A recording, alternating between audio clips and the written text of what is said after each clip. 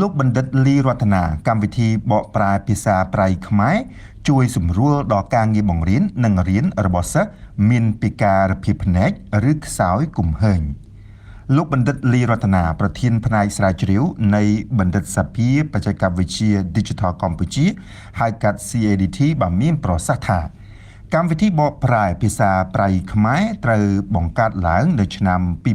2022និងចាប់ផ្ដើមចេញជារូបរាងដំបូងនៅឆ្នាំ2024ការបង្កើតកម្មវិធីបកប្រែភាសាប្រៃខ្មែរគឺនៅក្នុងគោលបំណងជួយសម្រួលដល់ការងាររបស់លោកគ្រូអ្នកគ្រូនៅខាងផ្នែកអប់រំពិសេសអាចប្រើប្រាស់កម្មវិធីនេះដើម្បីបកប្រែពីភាសាខ្មែរទៅជាភាសាប្រៃខ្មែរឬក៏អាចបកប្រែពីភាសាប្រៃខ្មែរទៅជាភាសាខ្មែរវិញក៏ដូចជាជួយនៅក្នុងការផលិតមាតិកាសម្រាប់បង្រៀនសិស្សានុសិស្សដែលមានពិការភាពភ្នែកនិងសិស្សានុសិស្សអាចរៀនសូត្របានកាន់តែមានប្រសិទ្ធភាពជាងមុនភាសានីមួយៗមានភាសាប្រៃរៀងៗខ្លួនហើយខ្មែរក៏មានភាសាប្រៃជារបស់ខ្មែរដែរដោយយើងមិនអាចពឹងផ្អែកភាសាប្រៃរបស់ភាសាអង់គ្លេសនោះទេគឺយើងត្រូវបង្កើតភាសាប្រៃខ្មែរដោយខ្លួនឯង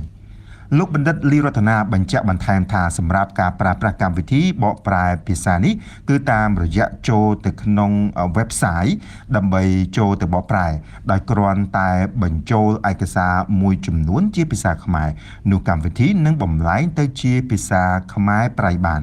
កម្មវិធីបកប្រែភាសាប្រៃខ្មែរនេះបានប្រើប្រាស់បច្ចេកវិទ្យាបញ្ញាសម្ព័ន្ធមិត្តឬ AI ដែលអាចធានាថាការបកប្រែអាចមានប្រសិទ្ធភាព 99% ទាក់ទងនឹងភាសាប្រៃខ្មែរទូទៅគួរជម្រាបជូនថាកម្មវិធីបកប្រែភាសាប្រៃខ្មែរធ្លាប់បានឈ្នះពានរង្វាន់ទាំងនៅក្នុងថ្នាក់ជាតិនិងអន្តរជាតិដូចជា Jellyby Best Digital Research